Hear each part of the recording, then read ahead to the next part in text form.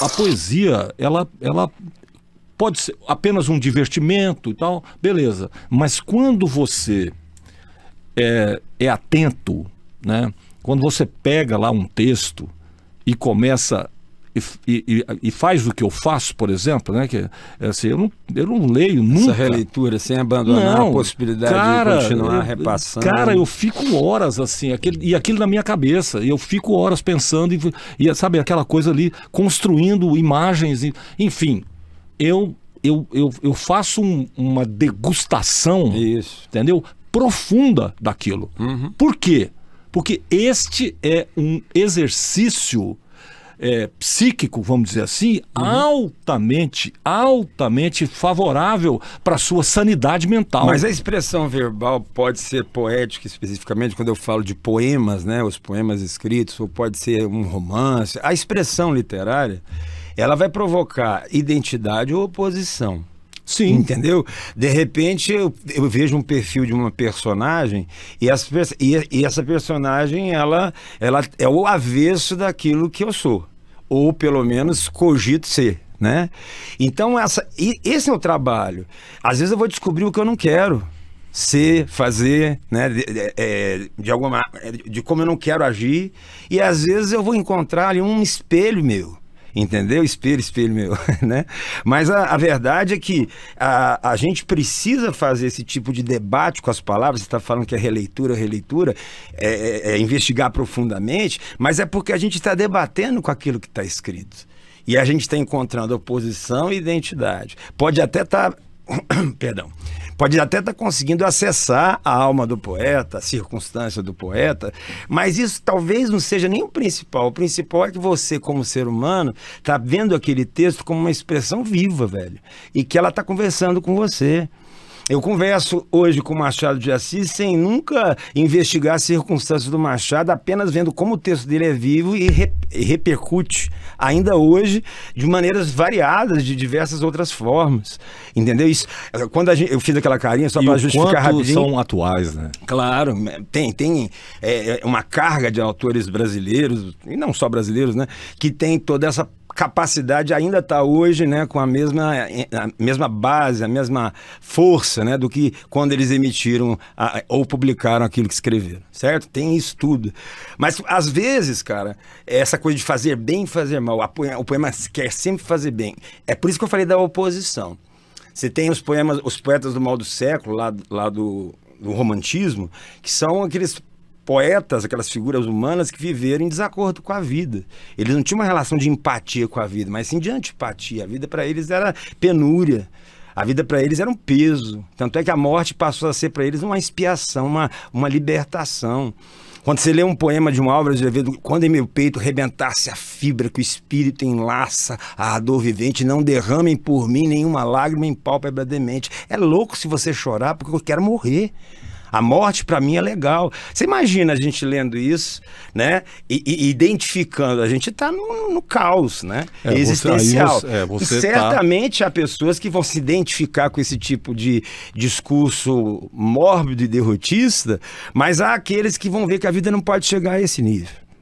Que nós não podemos chegar a esse nível de antipatia. Aqueles que vão olhar, vão ter uma visão de fora. Não, isso é uma realidade que foi assim, por esse motivo e tal. Tem uns ingredientes que a gente podia colocar aqui na nossa conversa.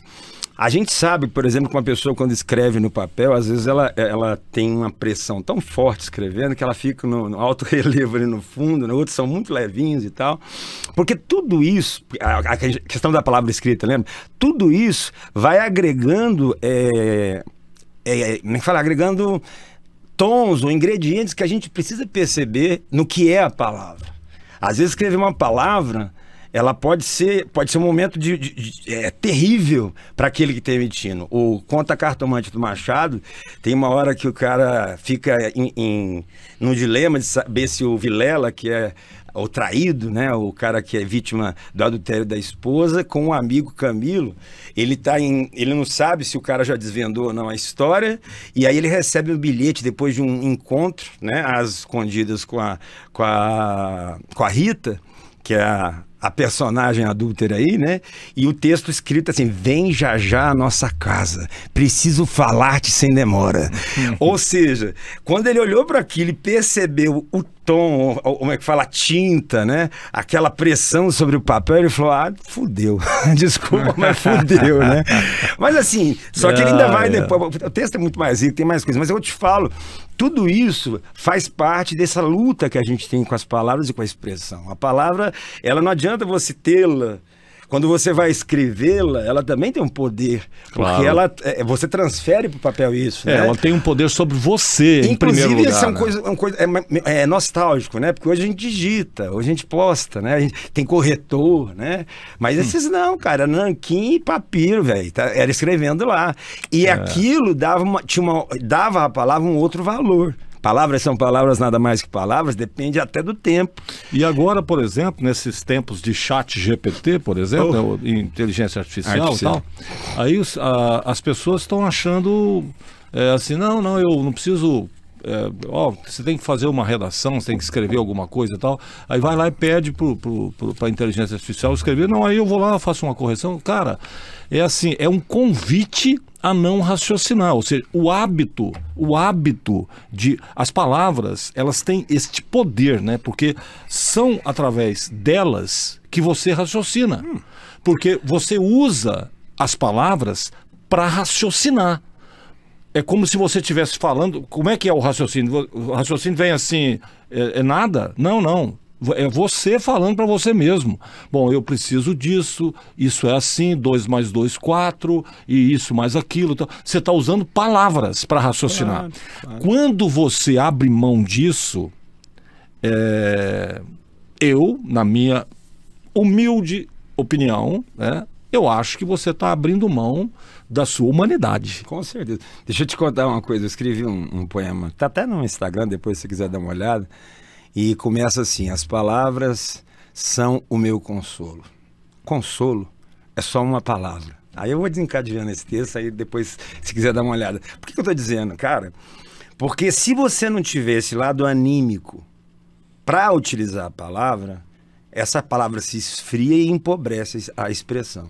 Claro. Quando você, de repente, troca a sua inteligência, a sua emoção, a sua alma, né, por uma inteligência artificial, que a coisa já diz, você está inutilizando cada vez mais esse ser pensante, né? Penso, logo existo. Então, a gente está anulando a existência. Penso, logo existo. Não penso, logo cara, não existe. Se aquilo que eu expresso, seja falando, seja escrevendo, né?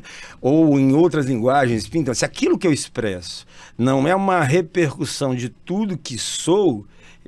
E sim de alguma coisa, de um combo de informações de arquivos, eu tô fora, velho. Ele não vale nada, não existe mais. Agora, me tiraram do mapa da expressão, comecei a dar possibilidade de influenciar.